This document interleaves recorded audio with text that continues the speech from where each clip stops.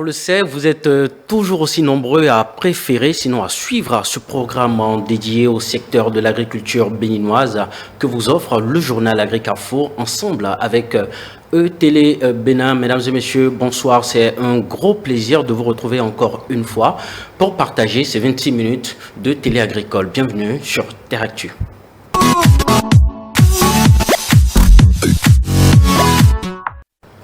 Déterminant du succès de l'agriculture intelligente face au climat, c'est le thème de notre émission Terre Actu de ce jour. Et notre invité d'y installer en plateau, c'est bien Dr Ghislain Tepayoto. Il est expert en agriculture intelligente face au climat. Bonsoir. Bonsoir Prudence. Alors, bienvenue sur le plateau de Terre Actu. Merci. Alors, puisqu'on parle d'agriculture intelligente face au climat, j'ai bien envie de demander tout de suite, qu'est-ce que la pratique de l'agriculture intelligente pourrait favoriser dans un contexte de changement climatique?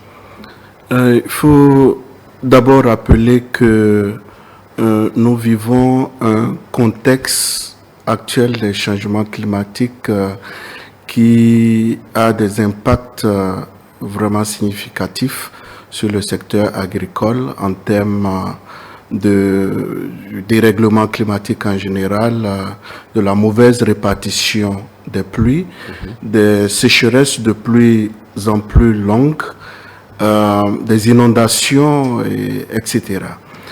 Et donc, l'agriculture intelligente face au climat va permettre aux acteurs à la base, et notamment aux producteurs, d'atténuer les risques liés à ces perturbations climatiques.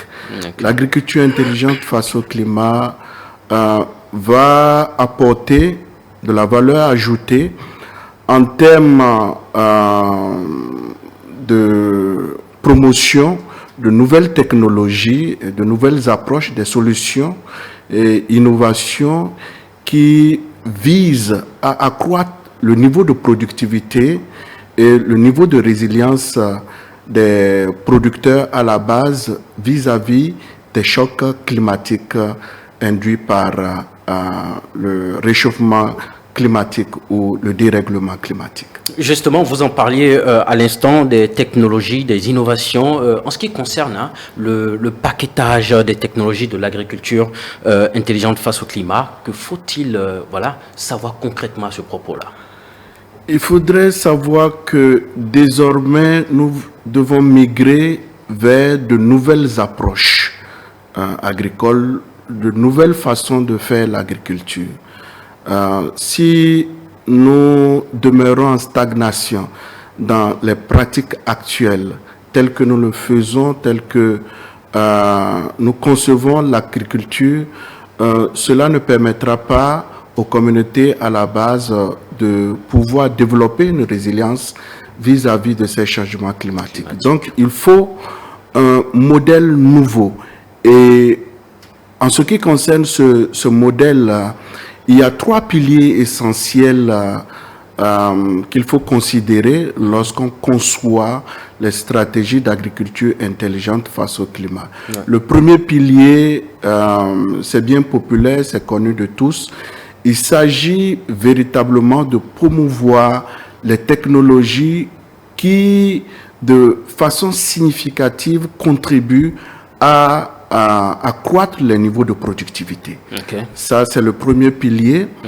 Le deuxième pilier, puisque ce sont les gaz à effet de serre qui sont à l'origine de ces changements climatiques, il faut développer des stratégies qui visent à atténuer l'impact de ces gaz à effet de serre à travers, par exemple, l'agroforesterie ou en tout cas la promotion de la reforestation qui vise véritablement à créer des systèmes de séquestration de carbone pour véritablement atténuer les risques liés à l'impact des gaz à effet de serre. Alors le troisième pilier pour terminer, c'est la résilience, vraiment bâtir et élever, accroître le niveau d'adaptation des producteurs à la base, c'est-à-dire leur doter d'instruments et d'outils leur permettant de survivre malgré, disons, l'effectivité des changements climatiques et malgré son impact sur nos écosystèmes. D'accord. Ben, je crois que très rapidement, là, vous avez abordé ma prochaine question, mais je vais quand même revenir là-dessus parce qu'il y a quand même des thèmes qui m'intéressent que j'aimerais qu'on aborde. Alors, j'aimerais bien savoir quels sont les modèles voilà, efficients de mise à échelle des innovations pour transformer et surtout réorienter nos systèmes agricoles. Oui, à ce sujet, c'est vraiment important de communiquer suffisamment autour de la question de mise à échelle parce que parfois il existe des innovations, il existe des technologies développées ici et là. La recherche peut jouer son rôle en mettant dans le panier du producteur des choix. Comme par exemple des variétés tolérantes à la sécheresse, des variétés précoces qui, en un temps record, sont capables de produire. Alors, toutes ces technologies peuvent exister, mais s'il n'existe pas un modèle permettant à ces différentes innovations d'aller dans les mains du producteur, cela va poser un problème. Alors, que faut-il faire? Il faudrait déjà continuer par renforcer les capacités des différents acteurs. Quand nous prenons les pays au sud du Sahara, comme le nôtre au Bénin, nous avons des structures étatiques qui sont déjà mises sur pied et qui font de la recherche et qui font également de la démonstration, c'est-à-dire qu'une technologie qui a été prouvée de diverses manières et qui a été jugée véritablement capable d'apporter de la valeur ajoutée. Ces structures étatiques ont pour rôle de permettre aux producteurs à la base de voir la pertinence et la relevance de l'utilisation de cette innovation comme étant des instruments pouvant créer de la valeur ajoutée dans leur système de production. Alors ça, c'est un premier fait qu'il faut entretenir et il faut organiser des séances de renforcement de capacité de cette structure déjà existante. Et au-delà de cela, pour les questions de pérennisation et de durabilité, il faudrait désormais impliquer le secteur privé. Parce que quand la technologie est disponible, il faut maintenant le secteur privé pour développer cette technologie, pour la rendre accessible aux coins les plus reculés du pays. Et donc l'implication du secteur privé autour des modèles d'affaires est quelque chose de fondamental pour la réussite de la mise à échelle des innovations intelligentes face au climat. D'accord, merci bien, docteur Ghislain Tepa-Yoto. Alors, dans Terre Actu, nous avons une rubrique que nous dénommons Immersion. Immersion, nous irons tout de suite, mesdames et messieurs, et on se retrouve tout à l'heure, voilà, pour continuer nos échanges ici en plateau avec notre invité. Voilà, Immersion. Encore une fois, nous sommes dans un cadre verdoyant, mesdames et messieurs, vous pouvez apprécier autour de moi. C'est tout ce qui fait le beau de votre émission Terre Actu. Nous sommes en immersion, mesdames et messieurs. Et puisqu'on parle d'agriculture intelligente face au climat, il est vrai qu'avec le docteur Ghislain Tepa-Yoto, nous avons de plus en plus de précisions concernant cette question. Mais aujourd'hui, quand on descend en milieu naturel sur le terrain, qu'est-ce que cela donne? Nous allons davantage découvrir sur ce que c'est que l'agriculture intelligente face au climat. Allez, c'est parti notre immersion. Bonjour docteur Ghislain Tepa-Yoto. Bonjour monsieur Podécan. Merci de nous recevoir ici. Merci, c'est moi. Alors aujourd'hui, puisqu'on parle d'agriculture intelligente face au climat, vous nous recevez ici. Qu'est-ce que nous allons découvrir pour nos téléspectateurs? Déjà, nous avons vu que il devient désormais impérieux de migrer vers de nouveaux systèmes de production. Si nous continuons de pratiquer l'agriculture telle que nous l'avons toujours conçue et telle que nous l'avons toujours implémentée, le niveau d'adaptation et de résilience vis-à-vis des changements climatiques va prendre un coup. Et si on allait découvrir ce que c'est? Docteur Tepayoto, vous nous emmenez devant un plant de maïs. Qu'est-ce qu'on va dire à ce niveau-là? Avec les changements climatiques, vous observez de plus en plus un phénomène où la pluie arrive et après un certain temps, nous avons la sécheresse qui s'installe au sein de la même saison. Donc désormais, il est nécessaire de migrer vers les choix de variétés précoces. Une variété précoce est capable de produire, de réaliser le rendement en un temps record. Et dans ce cas de figure, cette variété de maïs, par exemple, peut réaliser tout son cycle en 60 jours.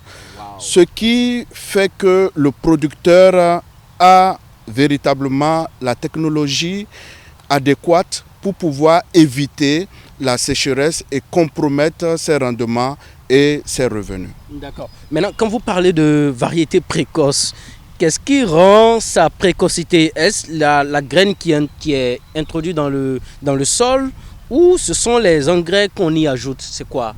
C'est un travail de sélection de longue haleine qui conduit à l'aboutissement d'un tel produit. Donc c'est dans le potentiel génétique même de la plante qu'il y a, disons, cette dimension de précocité. Donc sans même les intrants nécessaires, potentiellement sur le plan génétique, la plante à elle seule est capable de réaliser son cycle au bout de ce court temps. Pour véritablement réussir l'agriculture intelligente face au climat, nous conseillons l'utilisation des semences de qualité. Lorsque le jeune producteur s'engage dans l'agriculture intelligente face au climat, il faudrait qu'il aille plutôt vers les bonnes sources pour pouvoir s'approvisionner en intrants, en semences, dont il a les informations exactes pour pouvoir véritablement parvenir à un succès en termes d'implémentation d'agriculture intelligente face au climat. Alors ici, nous sommes dans un système de production intégrée, maïs, niébé. Et le docteur Ghislain en parlait à l'instant. Nous sommes devant des cultures. Qu'est-ce qu'on va découvrir ici? Ici, nous découvrons une pratique qui peut être prise en compte dans une agriculture intelligente face au climat. Il s'agit de l'intégration céréales légumineuses et dans ce cas de figure, de l'intégration entre le maïs et le niébé. On va voir ça. Voilà, pas. Donc, à travers le système racinaire de la plante, oui, il soit rappelé que l'azote est l'un de ces éléments essentiels qui participent à la fertilité du sol. Donc sur les sols dégradés ou sur les sols pauvres en matière de fertilité, il est recommandé véritablement de promouvoir la culture des légumineuses telles que le niébé. Alors cette intégration peut se faire en bande, comme vous le voyez ici, ou en culture intercalée. C'est-à-dire que vous avez votre champ de maïs et à l'intérieur des plants de maïs, nous avons les plants de niébé. Alors, les plants de niébé vont fixer l'azote et cette amélioration de la fertilité du sol va également profiter au maïs. La deuxième option, c'est la culture en bande. À ce niveau, vous visez peut-être comme objectif de relever le niveau de fertilité de certaines zones ou de certaines bandes de votre champ. Alors, cela permet de réduire les quantités d'engrais minéraux, c'est-à-dire d'engrais chimiques utilisés qui, dans certains systèmes, disons, contribuent à l'émission des gaz à effet de serre. Et nous savons la relation qui existe entre l'émission des gaz à effet de serre et le réchauffement climatique.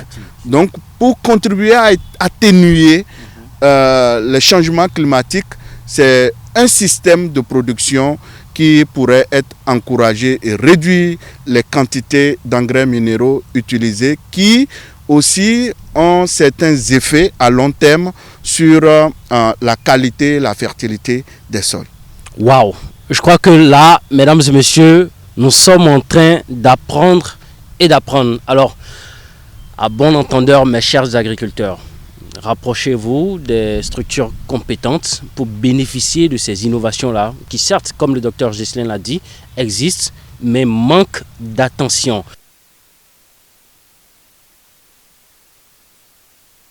Alors, dernière phase de notre immersion, mesdames et messieurs, toujours avec le docteur Ghislain Tepayoto. Voilà, ici, nous sommes devant un dispositif. Je ne sais pas ce que c'est. À vous de me le dire. Ce dispositif est ce que l'on appelle les pièges à phéromones. C'est des dispositifs qui peuvent être utilisés pour détecter les ravageurs des cultures en temps réel dans le champ. Aujourd'hui, avec les changements climatiques, il y a des espèces de plus en plus qui font leur apparition dans nos systèmes de production et qui sont accompagnés de dégâts spectaculaires. Alors, plus vous attendez et moins vous avez de chances de réaliser les rendements à cause des dommages qui seront causés par ces ravageurs. Donc, il faudrait utiliser la science et la technologie adéquate pour permettre véritablement de détecter en temps réel l'apparition des premiers individus qui arrivent dans le champ pour minimiser les risques liés à l'infestation de ces ravageurs. Alors, ce dispositif va donc capturer les tout premiers papillons ou les tout premiers insectes qui vont apparaître dans le champ. Et cela sera une information capitale pour le producteur qui va l'aider immédiatement à déployer des mesures de lutte instantanées contre le ravageur pour pouvoir préserver la production. Waouh! Et comment ça fonctionne? Parce que là, je ne vois pas forcément un truc splendide qu'on pourrait dire, mais avec ce que ça fait, bon, c'est quand même assez étonnant. Comment ça fonctionne? Avec les études antérieures, il y a un lien qui est fait entre certaines couleurs et l'attractivité des ravageurs. Wow. Ici, par exemple, vous avez la couleur verte, la couleur jaune et blanche, disons, transparente. C'est choisi à dessein. D'abord, ce stimulus physique va attirer les ravageurs. Deuxièmement, il y a les paraphéromones qui sont associés à ce dispositif et qui assurent l'attraction des mâles au sein de l'espèce. Donc, en milieu réel, la femelle va émettre, il y a des substances que la femelle émet et qui attirent les mâles. Alors, dans la recherche, nous identifions ces substances, nous synthétisons cela et nous utilisons cela comme appât pour pouvoir attirer, disons, les mâles et donc renseigner véritablement que l'insecte est présent au niveau du champ. Dans le dispositif, vous avez au fond là, au fait c'est un coton imbibé d'un insecticide parce que il y a l'entonnoir qui est là, donc l'insecte vient, est capturé comme cela, est attiré dans ce sens, va rentrer à travers ses orifices et donc va migrer. Il y a un système d'entonnoir qui est là, va migrer au fond de la boîte et à cause du système d'entonnoir ne pourra pas ressortir ici aussitôt. Mais aussi longtemps que l'insecte va se chercher à l'intérieur de la boîte, il pourrait trouver l'orifice pour sortir à nouveau. Et là, vous perdez l'information. Donc ici, on met en place un dispositif insecticide pour que dès que l'insecte entre, qu'il soit étouffé et tué à l'intérieur. Et là, vous avez l'information exacte. D'accord. Waouh. N'est-ce pas beau ça, ce que nous sommes en train d'apprendre ce jour, mesdames et messieurs? Est-ce que ce n'est pas tout là le beau de Teractu?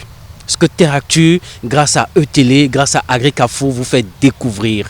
Vraiment, merci beaucoup, docteur Ghislain. Merci de nous avoir quand même renseigné sur ces quelques innovations-là que nous trouvons dans notre pays. Merci beaucoup. Et nous, au niveau de Teractu, on va se retrouver sur le plateau là. Mesdames et messieurs, allez, à tout de suite. Notre immersion, mesdames et messieurs, on espère que vous avez quand même pris du plaisir à suivre voilà, cette descente sur le terrain pour vraiment constater, quand on parle d'agriculture intelligente face au climat. Je rappelle que nous parlons des déterminants du succès de l'agriculture intelligente face au climat et nous sommes avec Dr Ghislain Tepayoto. Il est expert en agriculture intelligente face au climat. Alors, retour ici en plateau.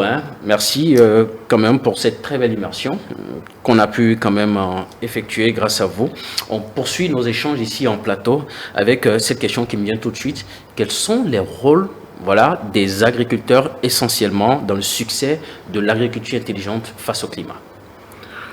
Les agriculteurs ont un rôle prépondérant dans cette dynamique de vulgarisation des technologies intelligentes face au climat, en ce sens que, dans un premier temps, ils sont les bénéficiaires des différentes innovations intelligentes face au climat. Oui.